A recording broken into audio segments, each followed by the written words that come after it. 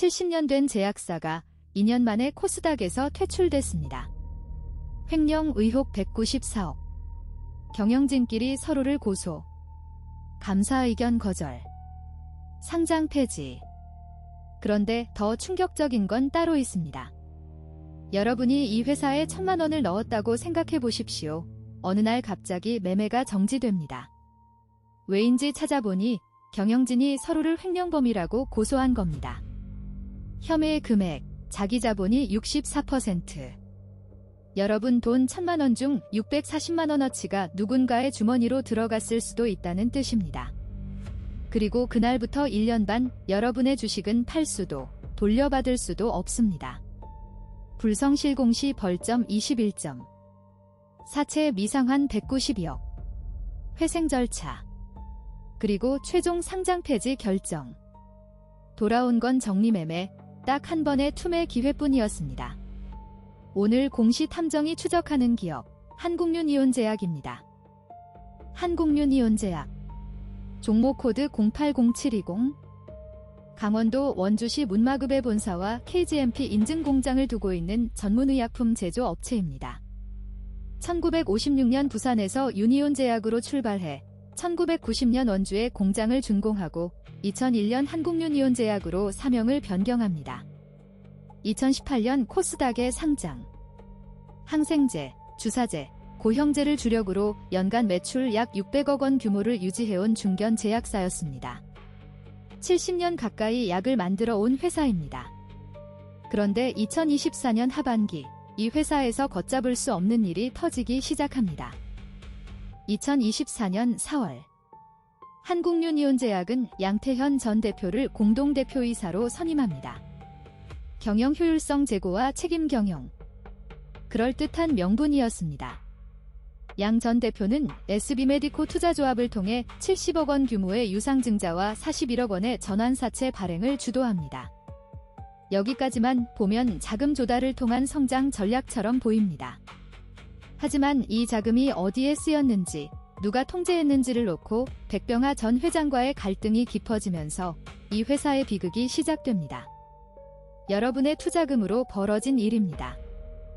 2024년 10월 11일 양태현 전 대표가 백병하 전 회장과 김모 전 임원을 특정경제범죄과 중처벌법상 횡령 및 배임 혐의로 고소합니다.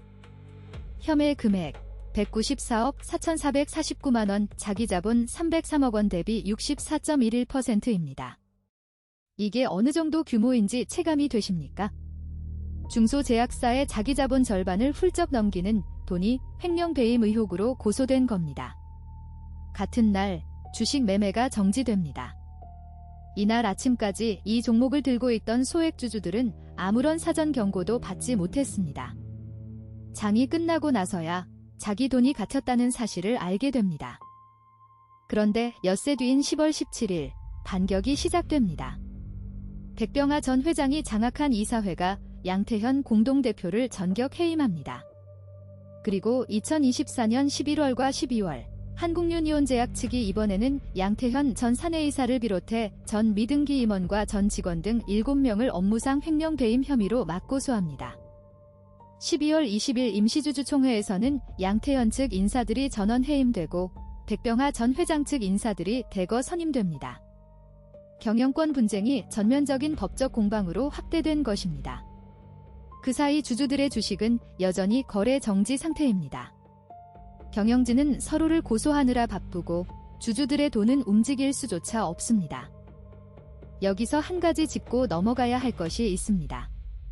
2024년 7월 기존 최대 주주인 백병하 전 회장 등의 지분 22.61%가 NBH 캐피탈로 양도됩니다.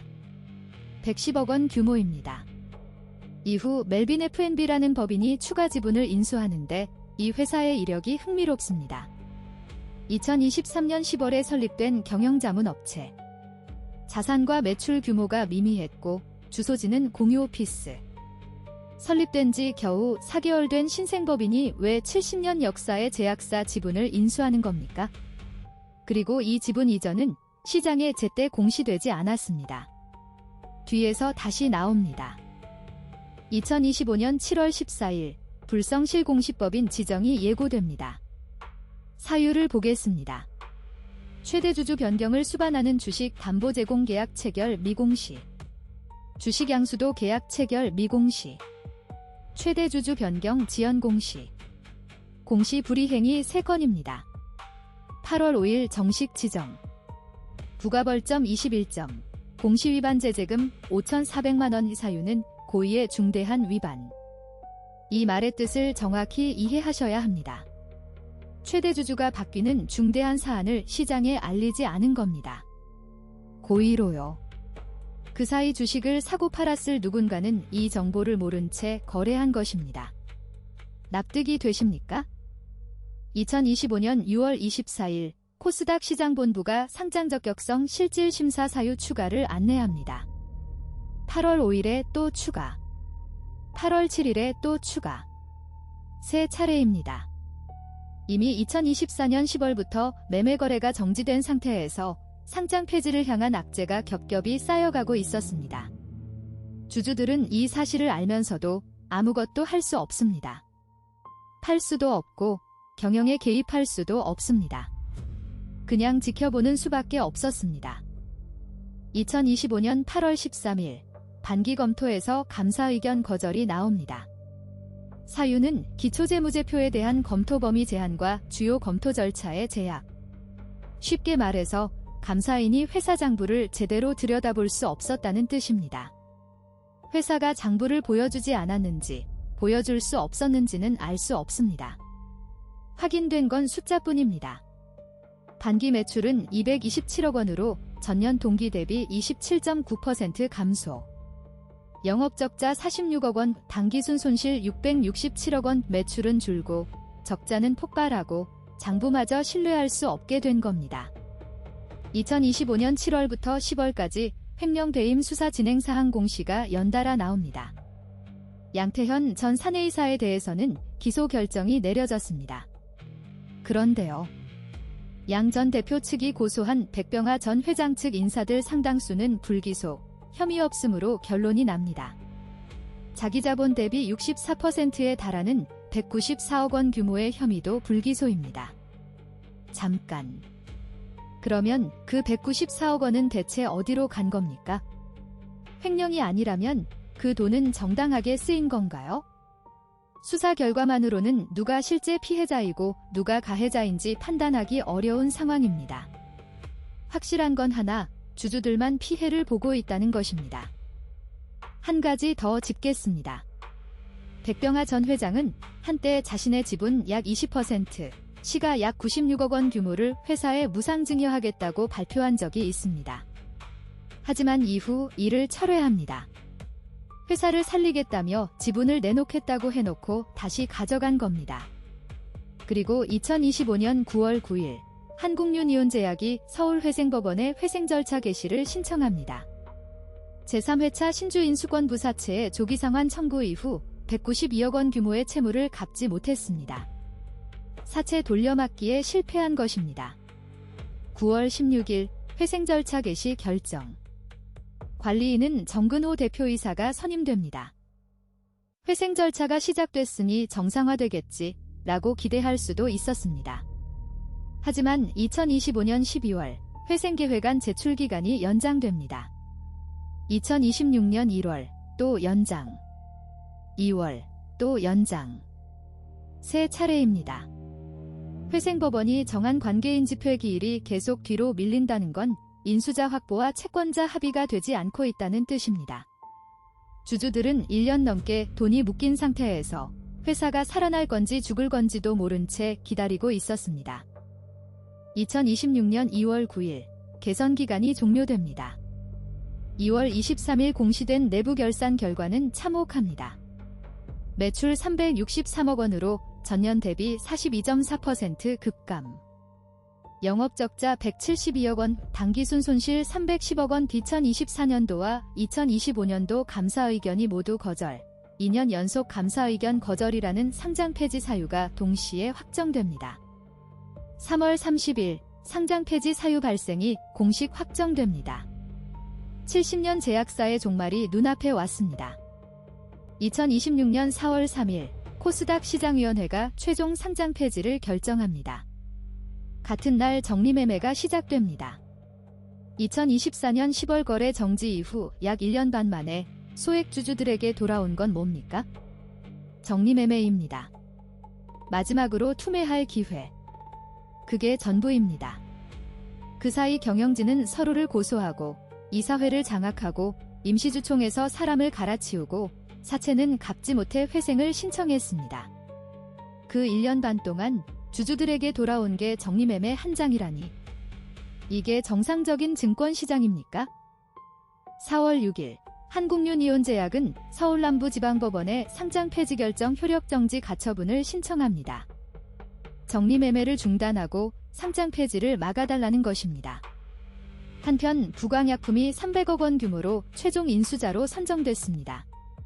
스토킹호스 방식의 인수로 한국유니온제약의 주사제 생산 설비에 주목한 것으로 보입니다. 여기서 한 가지 물어보겠습니다. 부광약품이 300억 원에 사가는 이 회사, 한때 시가총액이 얼마였습니까? 2024년 9월 주가가 사상 최저인 3,255원까지 폭락하기 전까지도 수백억 원대 시총을 유지하던 회사입니다. 그 가치가 경영진의 싸움 한판에 300억으로 떨어진 겁니다. 그리고 상장사 지위는 이미 잃은 뒤입니다. 그렇다면 이 타임라인에서 소액주주가 리스크를 알아차릴 수 있었던 순간은 언제였을까요? 첫 번째 신호는 2024년 4월 공동대표 선임과 동시에 70억 유상증자와 41억 전환사채 발행이 결정된 시점입니다. 새 대표가 들어오자마자 대규모 자금 조달을 주도한다면 그 자금의 행방을 추적해볼 필요가 있었습니다. 두 번째는 2024년 7월 최대 주주가 바뀌는 과정입니다. 설립 4개월짜리 신생법인이 지분을 인수한다는 건 일반적인 상황이 아닙니다. 다트에서 최대 주주 변경 공시를 확인했다면 인수 주체의 실체를 한 번쯤 검색해 볼 수 있었습니다. 세 번째, 결정적 순간은 2024년 9월입니다. 횡령 고소가 터지기 한 달 전 주가가 29% 급락하며 사상 최저가 3,255원을 기록합니다. 경영권 분쟁 기사가 나오기 시작한 시점이었습니다. 이 세 지점 중 하나라도 잡았다면 결과가 달랐을 수 있습니다. 한국유니온제약 사태는 경영권 분쟁이 어떻게 한 기업을 완전히 무너뜨릴 수 있는지를 보여주는 전형적인 사례로 보입니다. 횡령 배임 상호 고소, 최대 주주의 불투명한 변경, 고의적 공시 불이행, 2년 연속 감사 의견 거절, 사채 미상환, 회생 절차, 그리고 상장 폐지. 한 건씩 따로 보면 그냥 뉴스입니다. 하지만 타임라인 위에 나란히 놓으면 이 회사가 어디로 가고 있었는지가 보입니다. 공시에는 이 모든 과정이 기록돼 있었습니다. 중요한 건 그걸 언제 읽느냐입니다. 사후에 읽으면 복기가 되고 사전에 읽으면 리스크 회피가 됩니다. 부광약품이 300억에 인수한다고는 하지만 상장사 지위를 잃은 회생기업에게 주주들이 기대할 수 있는 건 거의 없어 보입니다. 한국유니온제약 타임라인에서 가장 결정적인 리스크 신호는 어디였다고 보시나요? 1번, 새 대표 선임과 동시에 유상증자 플러스 전환사채 111억 원 자금 조달. 2번, 설립 4개월짜리 신생법인의 지분 인수. 3번, 사상 최저가 급락과 경영권 분쟁 기사. 4번, 다른 시점이 있다. 댓글로 번호와 함께 여러분의 판단을 남겨주세요. 공시탐정은 공시 속에 숨겨진 리스크 신호를 추적합니다. 다음번에는 사후 복귀가 아니라 사전 회피가 될 수 있도록 구독과 좋아요 부탁드립니다. 본 영상의 공시 데이터는 다트 오픈 API를 통해 프로그램으로 자동 수집하였으며 AI가 작성한 분석 내용은 할루시네이션 검증을 거쳐 사실에 부합하도록 교차 확인하였습니다. 뉴스 기사를 스크랩하여 참고하였으며 제작자의 주관적인 해석과 의견이 포함되어 있습니다. 영상에 포함된 분석 내용은 주관적인 견해이며 실제 시장 상황과 다를 수 있습니다. 특정 종목의 매수나 매도를 권유하지 않으며 모든 투자 판단과 책임은 시청자 본인에게 있습니다.